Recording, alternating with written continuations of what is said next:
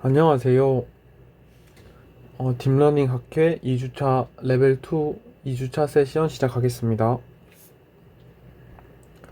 자, 오늘 할 내용은 기기학습에서도 이제 지도학습, 비지도학습, 강학습 3개로 나뉘죠. 그중 지도학습에 있는 분류에 대해서 배워볼 계획입니다.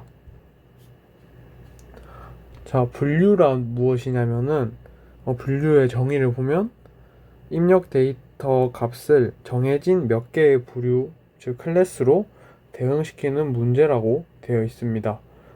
그래서 분류의 예시를 한번 살펴보면은 이렇게 초콜릿과 같은 입력 데이터가 있습니다.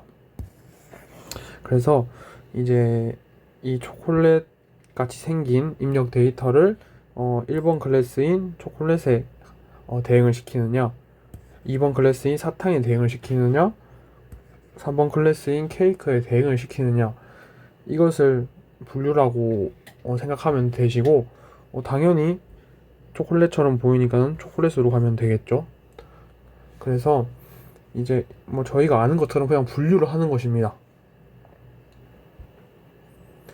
자, 이제 머신러닝을 할 때 독립변수와 종속변수에 대해서 나오는데, 독립변수란 무엇이냐면 원인이 되는 변수라고 알고 계시면 됩니다. 저희가 흔히 아는 x값이라고 알고 계시면 되고, 이 종속변수란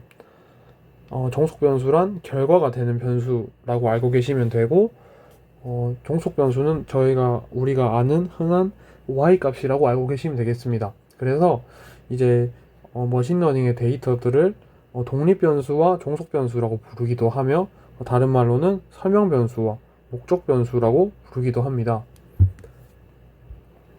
그래서 이제 데이터 형태에 대해서 분류를 보면은, 분류란 y 값의 데이터 형태가 범주형인 경우, 그러니까 클래스가 되는 거죠. 그래서 그런 경우를 이제 분류라고 합니다. 자, 이제 교재 127쪽에 나와 있는 이제 mlist라는 그런 이미지 데이터들을 소개해 드릴 건데요. 이제 mlist는 뭐냐면 미국 고등학생과 인구조사국 직원들이 손으로 쓴 7만 개의 작은 숫자 이미지를 모은 데이터셋이라고 합니다. 그래서 보시면은 0부터 이렇게 9까지 필기체, 그러니까 손으로 쓴 글자가 이렇게 나열이 되어 있고요. 이제 이 데이터셋을 저희는 이제 사이킷런에서 받아올 겁니다. 그래서 사이킷런이라는 패키지에서 이제 mlist라는 데이터를 이제 가져오는데, 이제 mlist에 784라는 이름을 가진 키 값을 가져옵니다. 그리고 mlist에 데이터에 해당하는 값을 x에 넣어줄 것이고, mlist에 타겟이라는 키를 이제 y 값에 넣어줄 것입니다. 그러면 이제 x의 데이터 형태를 보시면은 이제 7만 784가 되어 있는데, 이 말은 무슨 말이냐면은 7만 개의 행이 있고 784개의 열이 있다라는 의미입니다. 그리고 y의 데이터 형태를 살펴보면은 그냥 7만 개의 행이고 1열이 되겠죠. 이렇게 mlist 데이터를 받았는데, 제가 조금 더 자세히 설명을 드리면은, 자, 왜 784냐? 왜 784냐면은 7만 개의 숫자 데이터 중 이제 하나를 뽑아왔습니다. 여기 보시면은 딱 봐도 5랑 비슷하게 보이는데, 이 이미지는 어떻게 되어 있냐면은 28x 28로 이루어진 28x 28 픽셀로 이루어진 그런 그림 이미지입니다. 그래서 이제 이 값이 x의 1이 되겠고, 그 다음 x2 해서 가서 마지막에는 여기는 x의 784번째 값이 되는 것입니다. 그래서 이제 784고요. 이제 보시면은 x 데이터를 보면은 개수가 1부터 7만 개, 그리고 x1, x2, x784까지 있는 걸 확인하실 수 있습니다. 그리고 이 안에 데이터들은 숫자로 구성이 되어 있는데 0에서 255 사이의 숫자들로 이루어져 있습니다. 0은 흰색을 뜻하고 255는 검정색을 뜻합니다. 자, Y의 데이터에는 보시면 1부터 7만이 있고, 이제 Y 한 개의 값이 있는데 여기에는 뭐 숫자가 들어갑니다. 0부터 9까지의 숫자가 들어갑니다. 1, 2, 6, 9 이런 식으로 숫자가 들어가는데 X의 첫 번째 행에 해당하는 값이 Y 첫 번째 행에 대응이 되고, 이제 X의 두 번째 행에 해당하는 값이 이제 Y의 두 번째 행에 대응이 되는 그런 데이터라고 보시면 되겠습니다. 그리고 이제 이렇게 Y에 이제 이런 데이터들이 들어가 있는데, 이 데이터들은 모두 문자형이 아니라 이제 카테고리컬 데이터라고, 이제 범주형 데이터인데, 이제 나중에 저희가 코드를 짤 때 이제 Y는 y.stype 해서 np.uint8 이 코드들을 써주셔야지 나중에 이제 코드가 아마 돌아갈 겁니다. 이게 무슨 의미냐면은 이제 y 값의 데이터 형태를 범주형에서 이제 int8이란 거는 정수형을 바꿔라, 이 말이 되겠습니다. 자, 이제 데이터 x와 y 값을 불러왔고, 이제 저희가 저번 시간에 배웠듯이 데이터 전처리 과정 중에서 이제 홀드아웃이 있었죠. 홀드아웃은 데이터셋을 트레이닝, 밸리데이션, 테스트로 나눈 후에 이제 학습을 진행을 하는 건데, 자, 저희 책을 보시면은 밸리데이션 없이 트레이닝과 테스트만 이렇게 나눠서 진행을 하고 있습니다. 그래서 이 코드를 보시면은 이 코드의 의미는 x의 첫 번째부터 6만 가지의 값을 x트레인에 넣어라.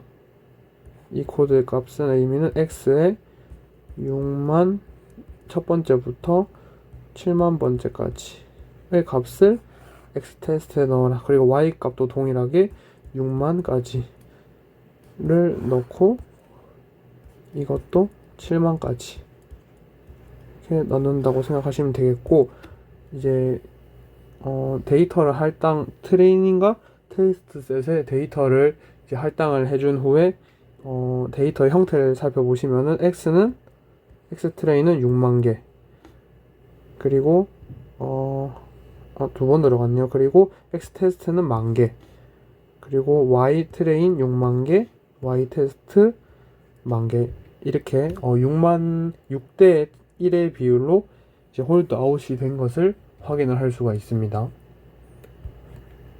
자, 그래서 이제 데이터 전처리는 저희가 완료를 했고, 처음 이제 해볼 분류는 이진 분류입니다. 이진 분류란 무엇이냐면 말 그대로 두 개의 클래스를 구분하는 분류를 말합니다. 예를 들어서는 해당 숫자 이미지가 5입니까? 5가 아닙니까? 다음은 뭐 불이 켜졌습니까? 꺼졌습니까? 세 번째로는 합격입니까? 불합격입니까? 등 이렇게 이제 두 개의 클래스, 즉 y 값이 두 개인 그런 데이터를 분류하는 것이라고 보면 되겠습니다. 그래서 이제 저희가 5냐 아니냐를 이제 판별을 해볼 건데, 이제 코드를 보시면은 이렇게 돼 있습니다. y 트레인 값이 5다. 5냐 물어봅니다. 그래서 5면은 true 값이 반환이 되고, 5가 아닌 다른 숫자면은 false 값이 반환이 되는 것입니다. 트레인도 마찬가지고요. 그래서 이제 이 데이터가 y의 트레인이고, 이 데이터가 y의 트레인 5라고 보시면 됩니다. 그래서 5인 y 값은 true로 이렇게 변환이 됐고 0은 false, 뭐 다 5가 아니니까는 다 이렇게 false가 들어가겠죠. 그래서 만약 제가 그 앞전에 썼던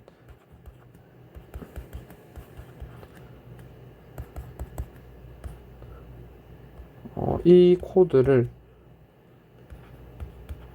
적어주시지 않았다면은 이제 이게 y 값이 원래 범주형으로 돼 있어서 코드가 돌아가지 않을 겁니다. 그래서 돌아가려면 이렇게 5땡땡을 해줘야 되는데 이제 이걸 진행을 했다면은 이거 없이 바로 그냥 숫자 5를 넣으시면 되는 것입니다.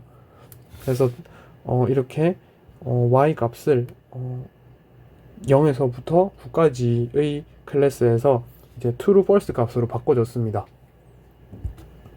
자, 그래서 이제 우리가 SGD 클래시파이어라는 이제 SGD 분류기라는 것으로 학습을 할 건데 일단은 이 분류기를 쓰려면은 이제 sklearn, 이게 scikit-learn'인데 scikit-learn을 이제 명령 프롬프트 창에 인스톨을 해주셔야 합니다. 코드를 돌리기 전에. 그래서 명령 프롬프트 창에서 이제 이 해당 라이브러리를 다운을 받아 주시고 이제 코드를 보시면은 임포트를 해줬죠. 그래서 첫 번째 줄은 이제 SGD 클래시파이어를 하나 생성을 해줍니다. 그리고 이제 fit이 나오는데 이 fit이 뭐냐면은 저희가 이거 이렇게 생성한 이런 걸 보통 모델이라고 하는데 이제 모델.fit을 하면은 이것은 학습을 한다, 학습을 해라 이런 의미고 처음에 들어가는 인자는 x값 그리고 코마 y 값을 넣어주시면 됩니다. 그래서 x 트레인 들어갔고 다음에는 y 트레인이 들어간 것을 확인할 수가 있죠.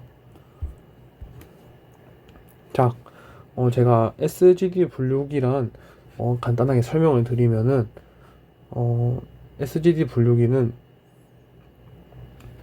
선형 분류기 중에 한 종류인데 선형 분류기가 뭐냐면은 예를 들어서 이제 이 값을 x1, x2라고 보면은 x1, x2 하고 데이터가 이렇게 있죠.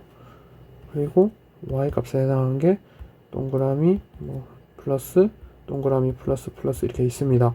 그러면 x1에 해당하는 좌표에 x2에 해당하는 좌표를 그에 해당하는 이제 y 값의 모양에 맞게 찍어주고 이제 동그라미를 그리고 이렇게 동그라미 그리고 이게 십자가 표시를 해줍니다. 그러면 이제 이렇게 동그라미인 집단과 화살표 십자가인 이렇게 집단이 나뉘는데 여기서 이제 줄을 하나 끄음으로써 이제 분류를 하는 겁니다. 이것을 이제 선형 분류기인데 이제 저희는 SGD 분류기죠. SGD 분류기는 무슨 말이냐면은 SGD가 확률적 경사광법입니다. 그래서 저희가 경사광법은 저번 시간에 배웠죠. 그래서 확률적으로 경사광법 뭐 이런 느낌인데 이것은 이제 4장에 나오니까는 이제 다음 시간에 자세히 배울 거고 간단하게 이렇게 생각하시면 됩니다. 선형 분류기인데 이제 이 선을 찾는 방법을 SGD를 사용했다 이렇게 이해하시면 될 것 같습니다. 자, 그래서 SGD 분류기라는 데이터들이 이렇게 있는데 선을 하나 그음으로써 분류를 하는 그런 분류기다 라고 생각을 하시면 되겠고, 자 이제 다음으로 넘어와서 이제 여기까지는 했죠. 자 이제 x0, 그러니까 즉 x가 1부터 7만 개까지 데이터가 있는데 맨 첫 번째 값을 이제 sum digit에 넣어주는 겁니다. 그래서 x0를 sum digit에 대입을 시켜줬고요. 그리고 predict 이제 프리딕트를 해줄 건데, 프리딕트는 뭐냐면 저희가 모델 점 bit으로 학습을 했고, 이제 모델 점 predict를 해서 이제 예측을 해줄 겁니다. 그래서 x 값을 넣어주시면은 이제 예측이 되는데, 뭐 x 값을 지금 코드에서는 하나만 넣어줬죠. 한 개를 넣어도 되고 여러 개를 넣어도 됩니다. 네, 그래서 이제 x 제로에 해당하는 첫 번째 sum digit은 이제 숫자 5를 의미를 하고, 그럼 이제 저희 SGD 분류기는 숫자가 5냐 아니냐를 물어본 거니까는 당연히 5가 맞으니까 true 값이 이렇게 반환이 되는 것을 확인을 할 수가 있습니다. 자, 그러면 이제 학습을 해서 예측까지 해봤는데 이제 성능 측정을 해야겠죠. 이렇게 학습된 SGD 분류기가 잘 됐는지 안 됐는지. 그래서 그중 첫 번째 방법은 K 크로스 밸리데이션이라고 이제 K 교차 검증이 있습니다. 이제 예를 들어서 이제 이 그림은 이제 K의 5를 할당하는 것인데, 자, 일단은 데이터셋을 5개로 나눕니다. 이렇게. 그러면은 5등분이 되면서 5등분이 되겠죠. 그리고 이제 그림과 같이 학습셋을 4개, 학습셋을 4개, 테스트셋을 하나, 이렇게 해서 결과를 도출하고, 그 다음에 이제 학습셋을 3개 하고 테스트셋 하나, 학습셋 하나, 이런 식으로 해서 데이터셋의 모든 부분을 테스트셋을 한 번씩 거치는 것입니다. 그래서 결과가 5등분을 했으니까 결과가 5개가 나오는 거겠죠. 거기서 이제 이 결과도 좋다, 이 결과도 좋다, 이 결과도 좋다, 이 결과도 좋다, 이 결과도 좋다라고 이제 다 오케이가 되면은 이제 전체적으로 이 분류기의 학습은 잘 되었다, 이렇게 저희가 이해를 하시면 되겠습니다.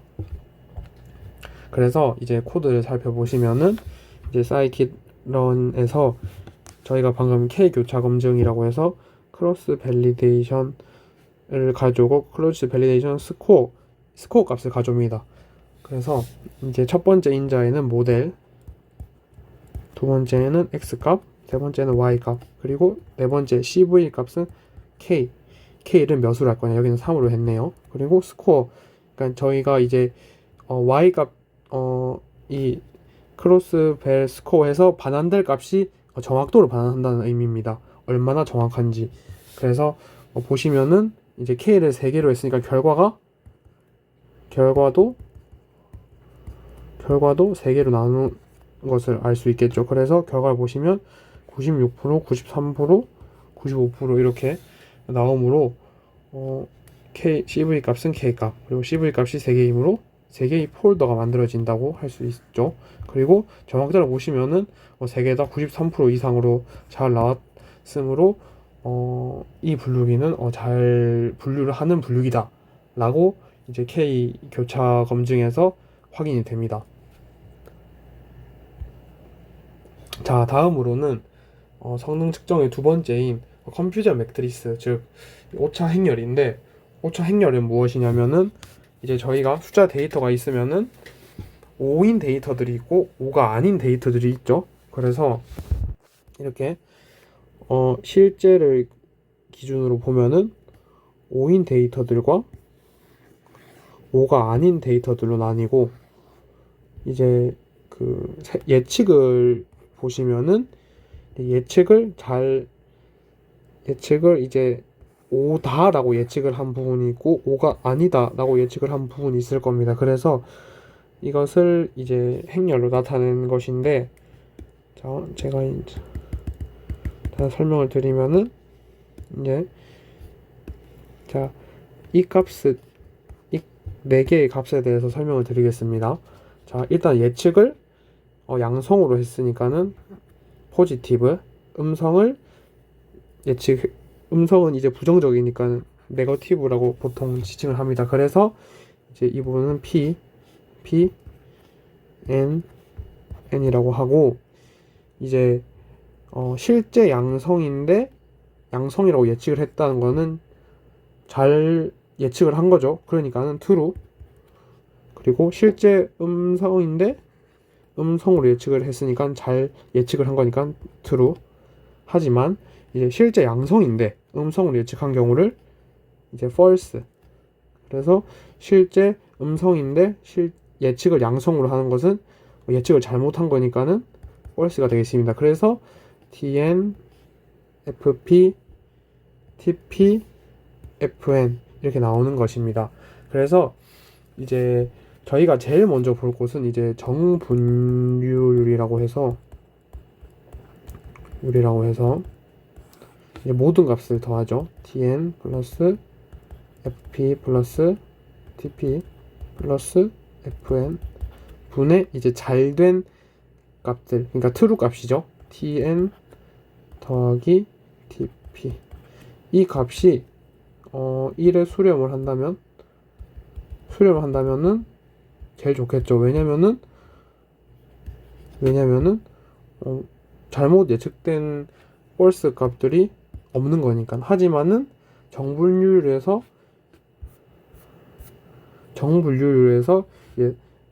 좀 낮게 측정이 된다. 이렇게 낮게 측정이 된다면은 이제 정밀도와 재현율이란 걸 확인을 해봐야 되는데, 정밀도란 무엇이냐면은 식을 보시면은 이렇게 돼 있죠.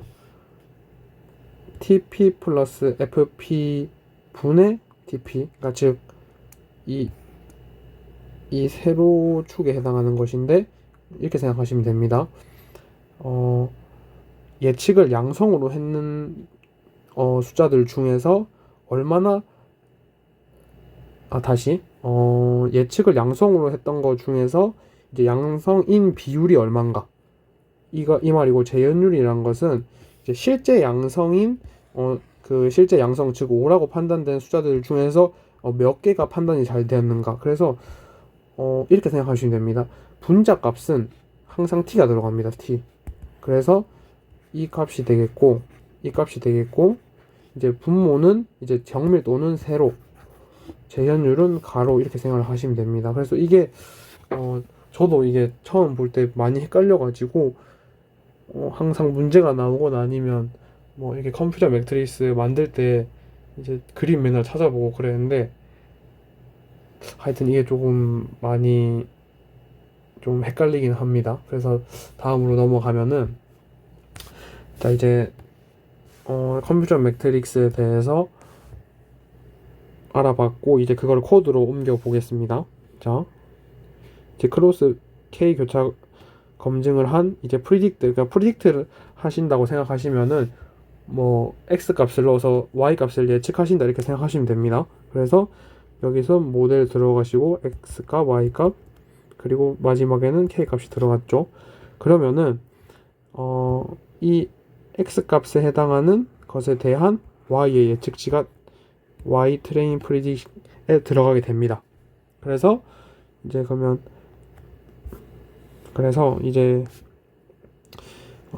y 트레인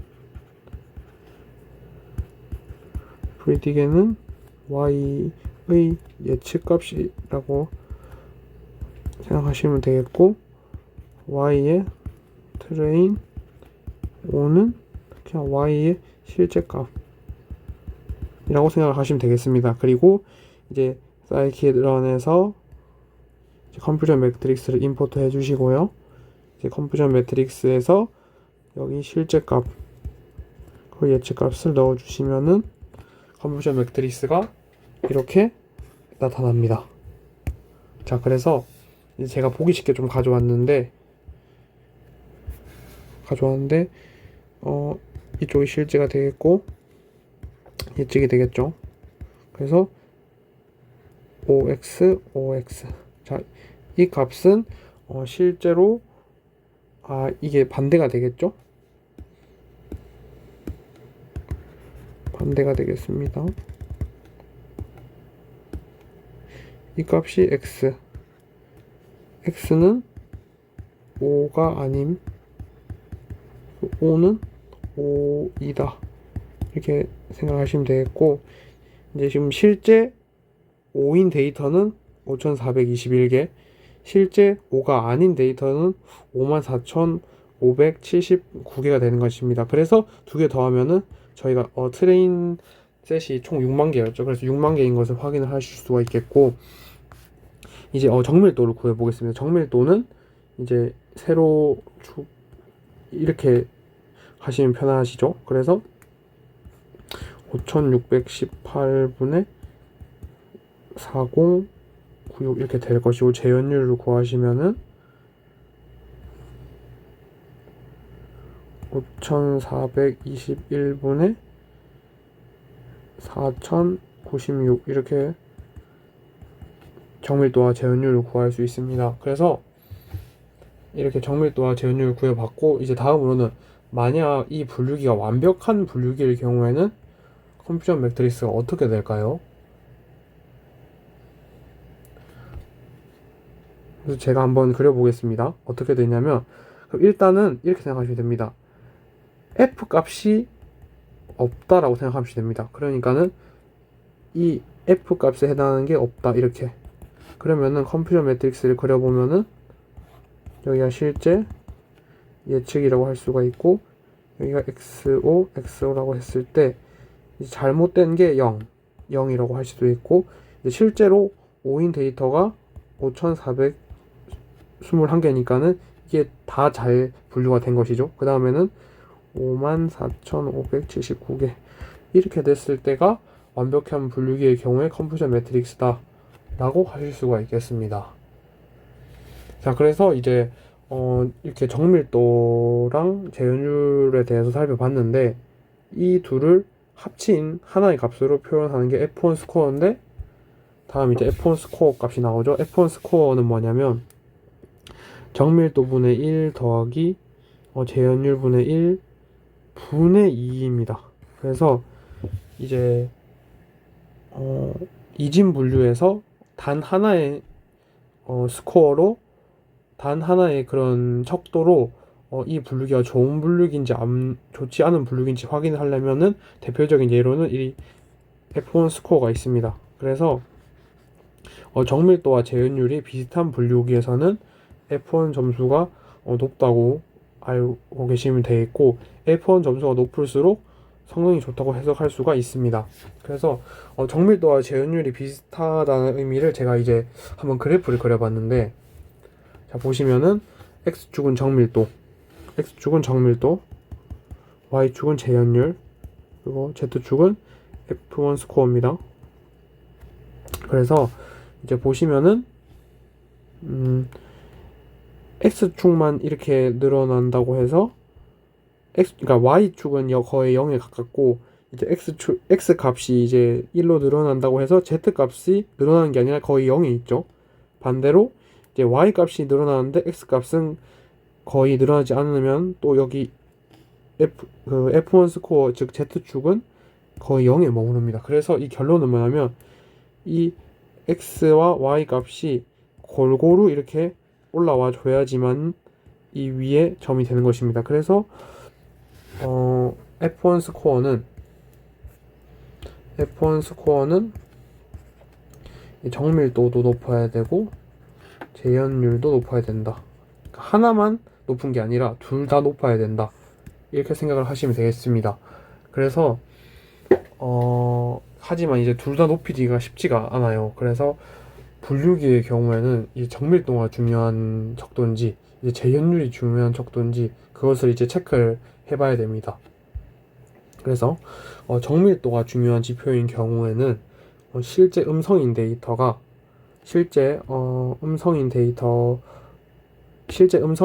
예측을 양성으로 잘못한 경우 이제 판단을 하게 되면은 업무상에 큰 영향이 발생하는 경우입니다. 옆에 표를 보시면은 이렇게 이쪽에 해당하는 거겠죠. 이게 적어야 된다는 것입니다.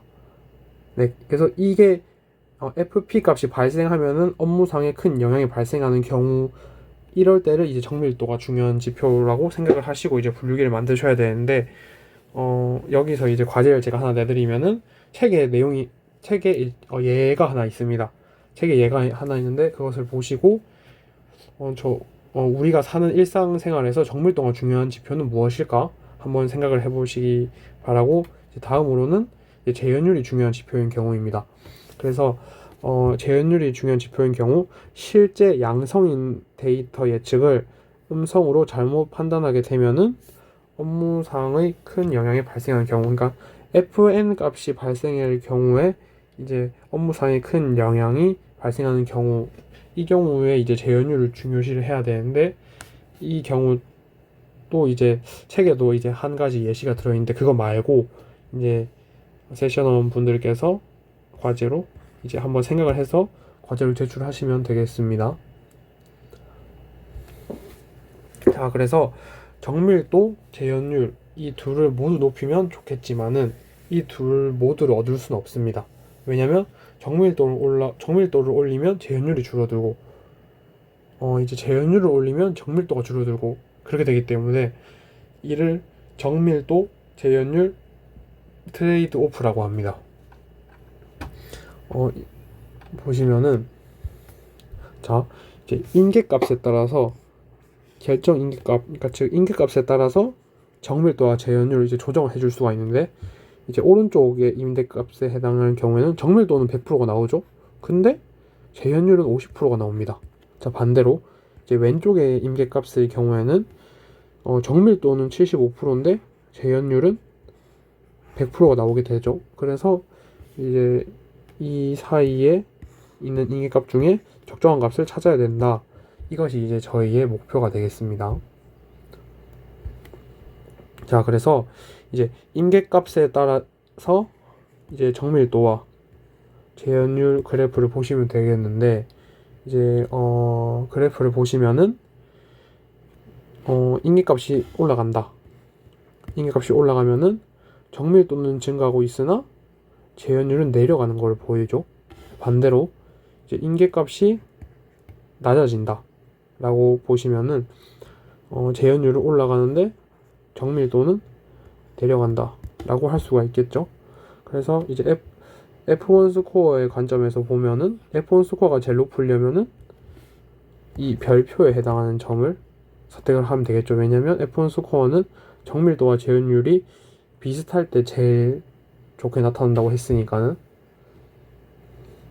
자, 그래서 다음은 이제 임계값의 증가에 따라서 이제 X축을 재현율, Y축을 정밀도 그래프를 그린 것입니다. 그래서 그래프 보시면 이렇게 하강하는 그래프를 보실 수가 있겠고, 예를 들어서 난 A 분류기는 정밀도를 높여야 돼. 그렇게 하시면은 한 이쯤을 잡아가지고 이쯤에 해당하는 임계값을 넣으시면 되는 거고, B의 분류기의 경우에는 만약 재현율이 중요하다 하시면은 재현율 값이 높은 이 지점에 해당하는 임계값을 찾아가지고 넣어주시면 되겠죠. 그래서 이제 정밀도와 재현율 그래프로 이제 분류기를 측정을 해봤고, 마지막으로는 이제 ROC 곡선이라는 그런 곡선으로 이제 이진 분류기의 성능을 측정하는 방법을 알아보겠습니다. ROC 곡선이란 무엇이냐면은 X축이 1- 특이도, Y축이 재현율인 그런 곡선인데, 여기 보면은 특이도는 TN분의 FP 분의 TN, 재현율은 그대로죠. 그래서 특이도는 이렇게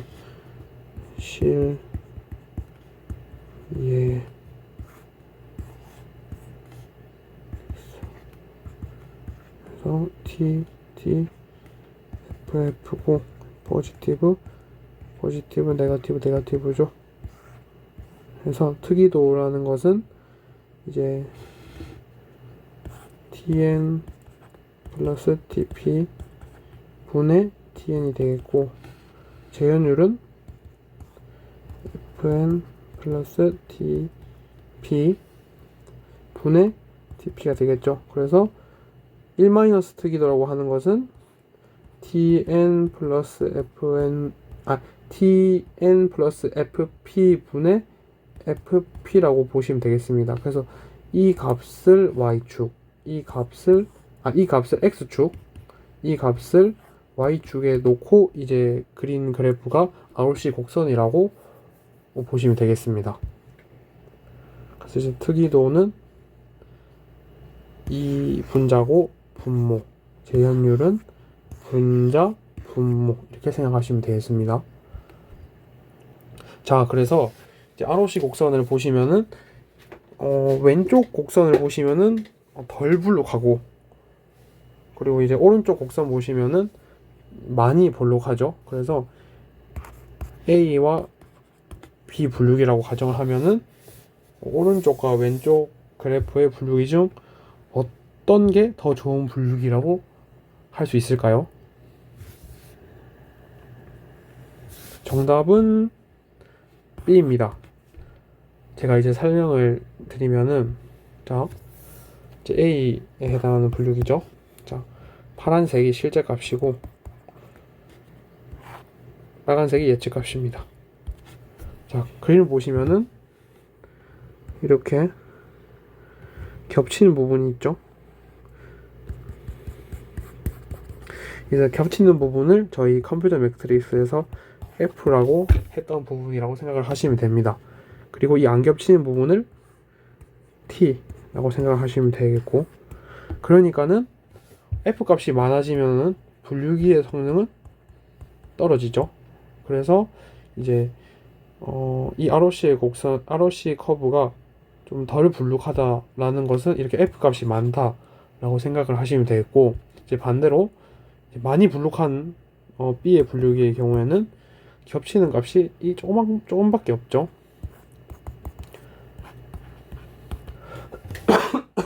그래서 이제 이 값이 T, 이 값이 T, 그리고 이 겹치는 값이 F. 그러니까는 F 값이 저희 작아지니까는 분류기의 성능은 올라간다, 이렇게 알고 계시면 되겠습니다.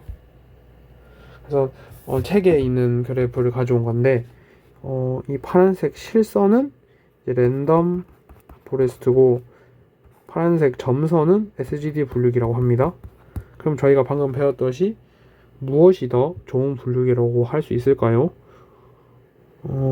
더 불룩한 랜덤 포레스트 분류기가 더 좋은 분류기다 라고 ROC 커브를 보고 이제 판단을 하시면 되는 것입니다.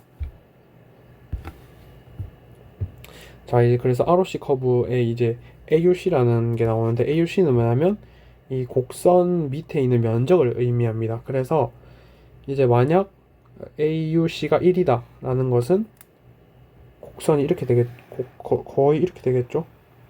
그래서 넓이가 1이 되는 거고, 최악의 분류기인 경우에 0.5라는 것은 이렇게 되는 것입니다. 그래서 이의 경우에는 저희가 봤듯이 실제 데이터와 예측 데이터가 이렇게 딱 나눠지는 거고, 이 경우는 실제 데이터와 예측 데이터가 이렇게 똑같다, 이렇게 보시면 되는 것입니다. 그래서 완벽한 분류기의 경우에는 AUC가 1, 이제 최악의 분류기의 경우에는 AUC가 5다. 그래서 AUC가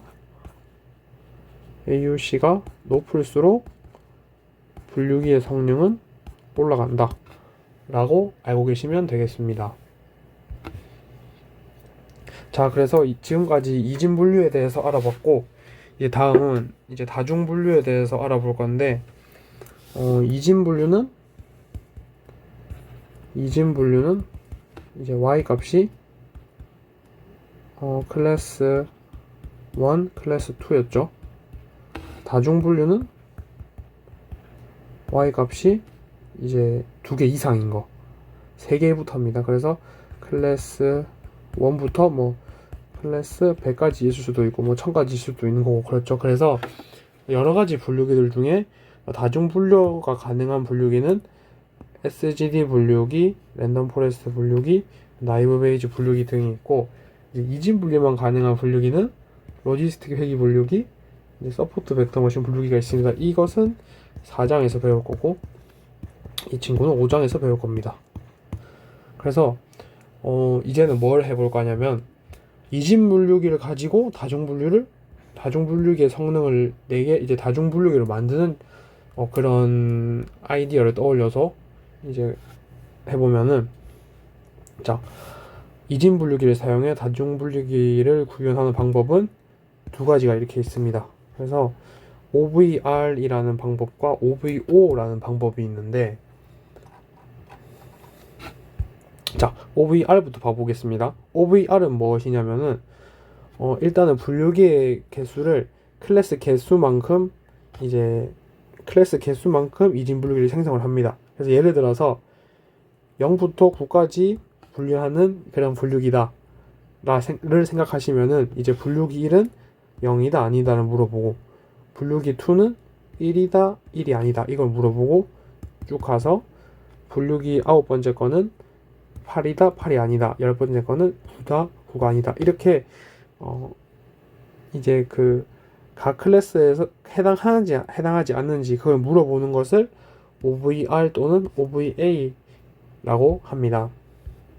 다음은 이제 OVO라는 것인데 0부터 3까지 분류하는 분류기입니다. 그래서 어떻게 생각하시면 되냐면 0, 1, 2, 3이 있는데, 이제 0이 해당하는 이제 그 X 값이 딱 들어왔을 때 0인지 1인지 물어보고, 0인지 2인지 물어보고, 0인지 3인지 물어보고, 그 다음에 1인지 2인지 물어보고, 1인지 3인지 물어보고, 2인지 3인지 물어보고, 그래서 이렇게 총 6개의 분류기가 나오게 되고요.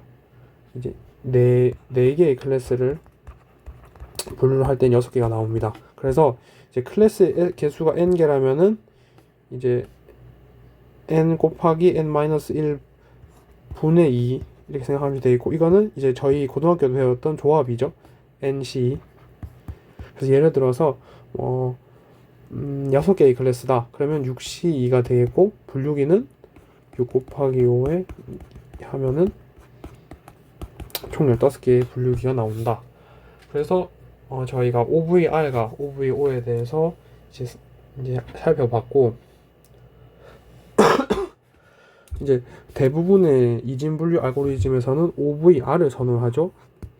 자, 왜냐면 OVR은 클래스가 10개라면은 분류기는 10개가만 있으면 됩니다. 근데 OVO는 10개라면은 10C2에 해당하는 그런 그 개수의 만큼의 분류기가 필요한데, 이것은 계산을 해보면은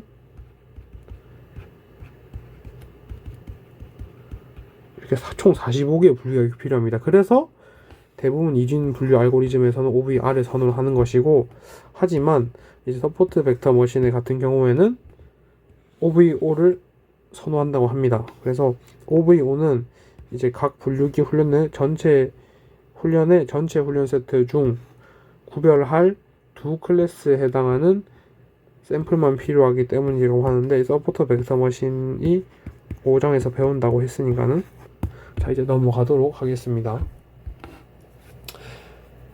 그래서 이제 다중분류를 이제 코드로 짜볼 것인데, 이제 scikit-run 패키지에서 이제 이게 그겁니다. 서포터 벡터 머신 클래스파이어인데, 이제 서포터 벡터 머신 분류기를 이제 하나 생성해주고 feed 했죠. feed에서 x 값, y 값을 넣어줬습니다. 그래서 학습을 하고 이제 predict를 했죠. 예측을 합니다. 그래서 이제 x 값을 넣어줬죠. 저희가 sum digit은 뭐라고 했죠? 5입니다. 5. 그래서 이제 결과를 보시면 5가 나온 것을 알 수 있었고, 이제 이 다중분류에서 어떻게 5가 나오냐를 저희가 살펴볼 건데, 분류기 점 decision 펑션을 하시고 x 값을 넣어주시면은 이제 y 값에 해당하는 y 값의 클래스 개수에 해당하는 만큼의 스코어가 나옵니다. 그래서 스코어 1부터 스코어 10까지 나오는데, 이 스코어들을 비교를 한 후에 가장 높은 스코어를 찾아가지고 그 해당하는 클래스가 답입니다 라고 하는 게 이제 이 코드 내용인데 보시면은 0의 클래스에 0에 해당하는 점수는 2.9점이 나왔고 1에 해당하는 점수는 7점, 2에 해당하는 점수는 3.9점, 3에 해당하는 점수는 0.9점, 4에 해당하는 점수는 5.9점, 그리고 5에 해당하는 점수는 9.5점. 제일 높죠. 그리고 6에 해당하는 점수는 1.9, 7에 해당하는 점수는 8.0, 8에 해당하는 점수는 마이너스 0.1, 그리고 9에 해당하는 점수는 4.9가 나온 거를 확인할 수가 있습니다. 그래서 이제 여기 보면은 5에 해당하는 클래스 5에 해당하는 스코어 값이 가장 높은 것을 확인을 할 수가 있었고, 그 결과 이제 프리딕트를 하게 되면은 답으로 5가 나온다. 이렇게 알고 계시면 될 것 같습니다. 자, 그래서 이제 그 다중 분류를 했으면은 이제 또 에러 분석을 해야겠죠. 그래서 컴퓨터 매트릭스를 이제 하시면은 이제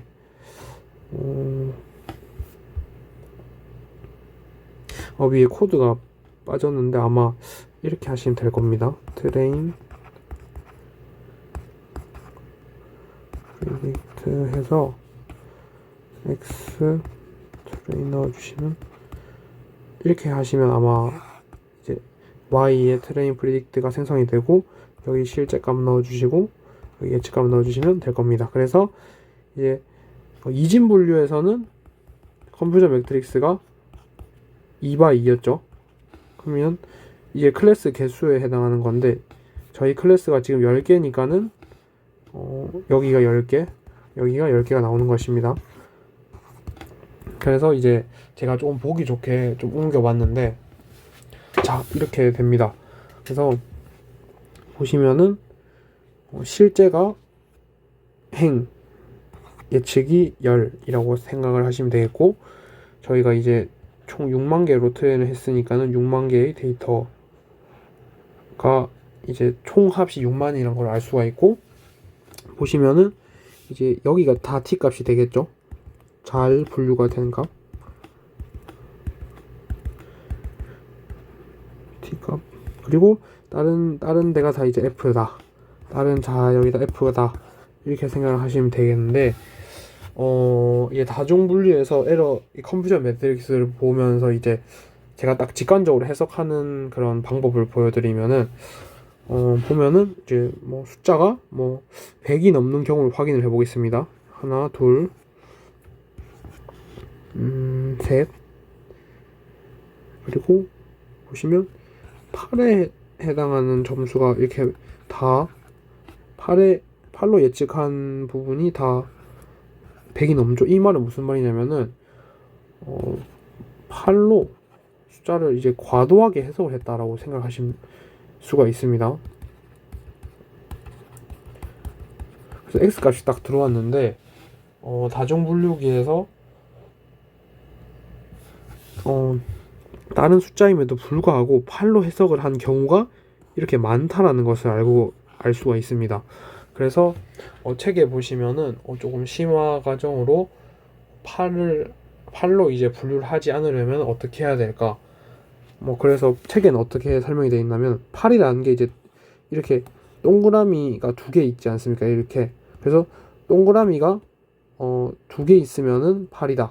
이런 또 이제 알고리즘을 이제 넣으면은 좀 더 분류기에 성능이 좋아지지 않을까 그런 내용이 있는데 그런 내용까지는 솔직히 굳이 알 필요가 없으실 것 같고, 다음 넘어가겠습니다. 자, 다음은 다중 레이블 분류인데, 다중 레이블 분류는 뭐냐면 이렇게 생각하시면 됩니다. 이진 분류가 여러 개 있다. 자, 이렇게 생각하시면 되겠고, 자, 보시면은 이렇게 돼 있죠. 하우스, 집이 있습니까? 물어봤으니까 집이 있으니까 yes. 트리, 나무가 있습니까? 그러니까 나무가 있죠. 그러니까는 yes라고 돼 있고, 비치가 있습니까? 이제 해변이 없으니까 no. 구름이 있습니까? 물어봤을 때 구름이 있습니다. yes. 그리고 산이랑 동물 둘 다 없죠. 그러니까 no 값이 해당하는 겁니다. 그래서 이제 이진 분류를 이렇게 여러 개 물어보는 것을 다중 레이블 분류라고 알고 계시면 될 것 같습니다. 자, 그래서 이제 다중 레이블 분류도 이제 파이썬 코드로 돌려볼 건데, 지금 이제 K 네이버후드 클래시파이어라는 게 나오는데, 이 KNN이거든요. 이게 뭔지 제가 알려드리면은, 자, K nearest neighborhood인데, 이게 뭐 K 최근접 뭐 이웃 분류인가 뭐시인가 이렇습니다. 하여튼 그래서 이제 보시면은 주변에 K개의 자료의 클래스 중에서 가장 많은 클래스로 특정 자료를 분류함 이렇게 돼 있는데, 제가 설명을 드리면은 데이터셋은 이렇게 돼 있죠. x1, x2가 돼 있고, y에는 이제 y에는 뭐 이렇게 십자가, 동그라미, 세모, 뭐 십자가, 동그라미 이렇게 있겠죠. 이게 이제 그래프를 형태로 나타나면 이렇습니다. 그래서 예를 들어서 이제 이 물음표에 해당하는 점에 물음표에 해당하는 x1과 x2의 좌표를 딱 입력을 해줬을 때 어떤 클래스에 속하냐 그걸 물어보고 싶은 겁니다. 그래서 이제 보시면은 이제 주변 K개의 자료였으니까 지금은 하나, 둘, 셋, 넷, 5개를 이용했죠. 그럼 K가 5라고 이제 세팅을 해준 거고, 이제 제일 가까운 5개의 클래스를 분석을 합니다.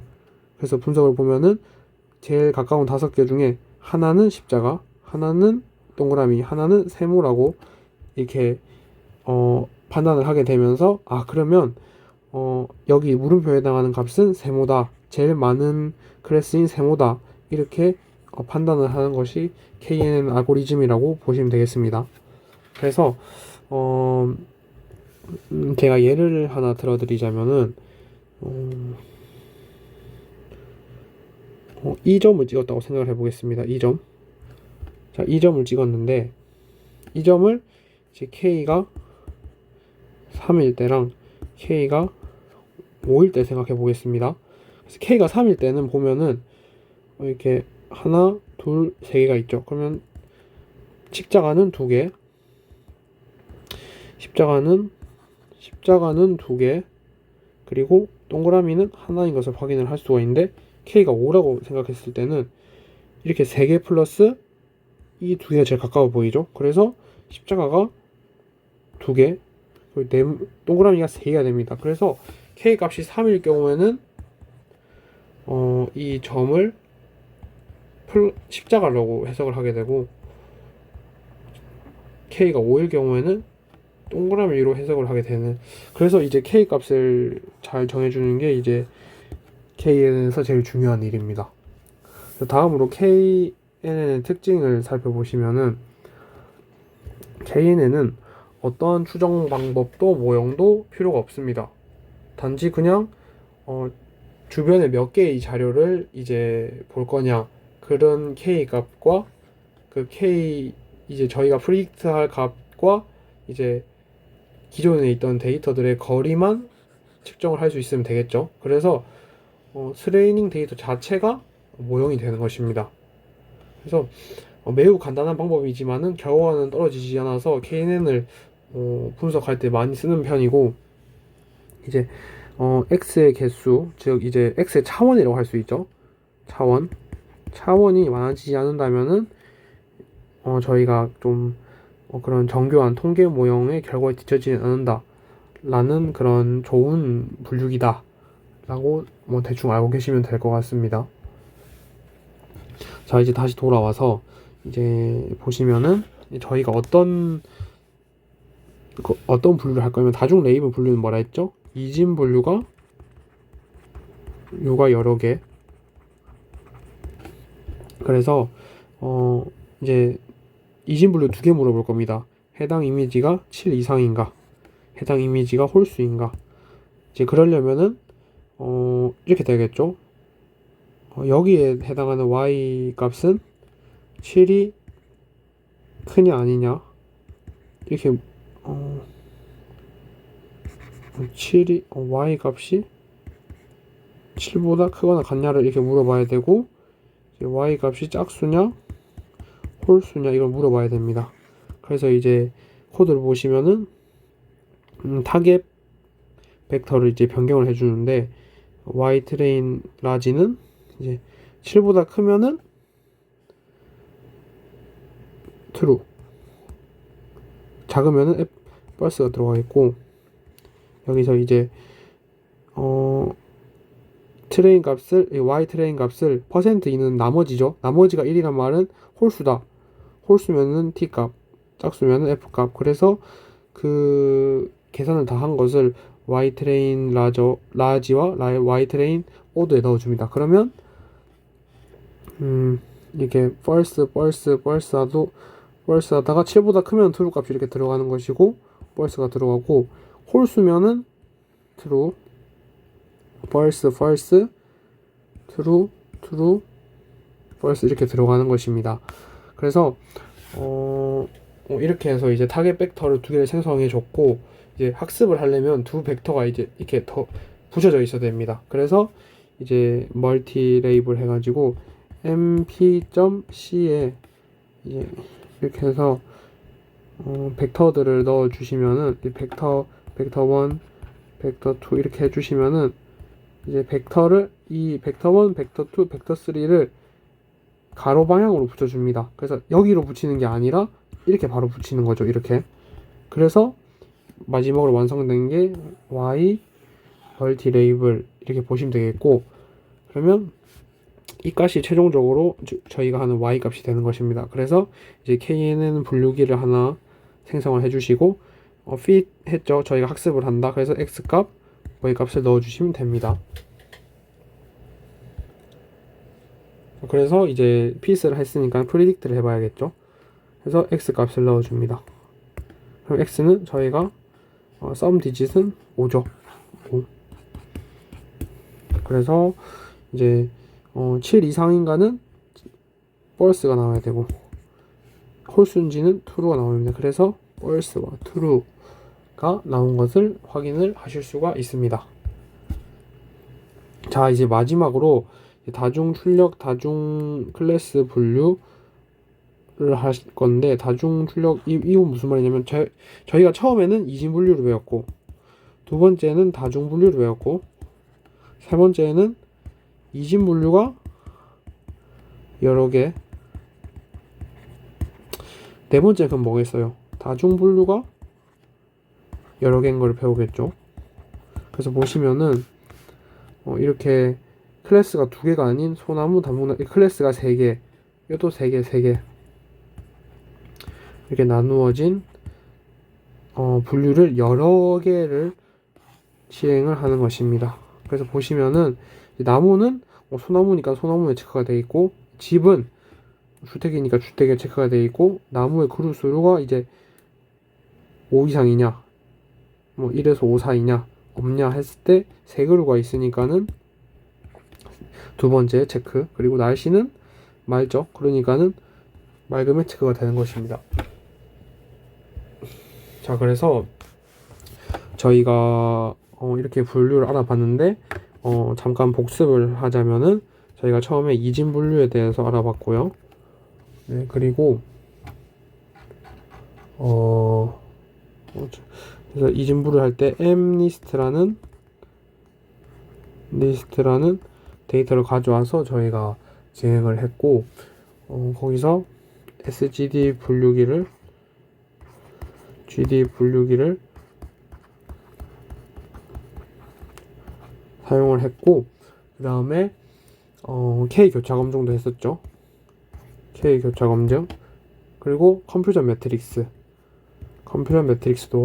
이제 했었고, 그리고 F1 스코어도 배웠었고, 그리고 ROC 커브, 그리고 ROC 커브에 해당하는 AUC, 그리고 뭐 다중분류 이제 OVR이 있었고 OVO가 있었죠. 그리고 이제 뭐 KNN에서도 잠시 봤었고요. 그래서 이렇게 저희가 오늘 배운 키워드를 뭐 보자면은 nlist, SGD 분류기, K 교차 검증, 컴퓨전 매트릭스, F1 스코어, 그리고 ROC 커브 그에 해당하는 AUC, 그리고 다중 분류에서는 여러 가지 분류기가 있지만 이진 분류로 이제 다중 분류를 표현할 때는 OVR과 OVO가 있었다. 그리고 다중 레이블 분류를 할 때는 저희가 이제 KNN이라는 걸 썼고, KNN이라는 것은 이제 주변의 K의 자료 중에서 가장 높은 개수의 자료가 있는 것을 예측을 한다라는 게 KNN이었습니다. 자, 그래서 오늘 분류에 대해서 알아봤고, 다음 시간에는 이제 회기는 다음 시간에 배우도록 하겠습니다. 수고하셨습니다.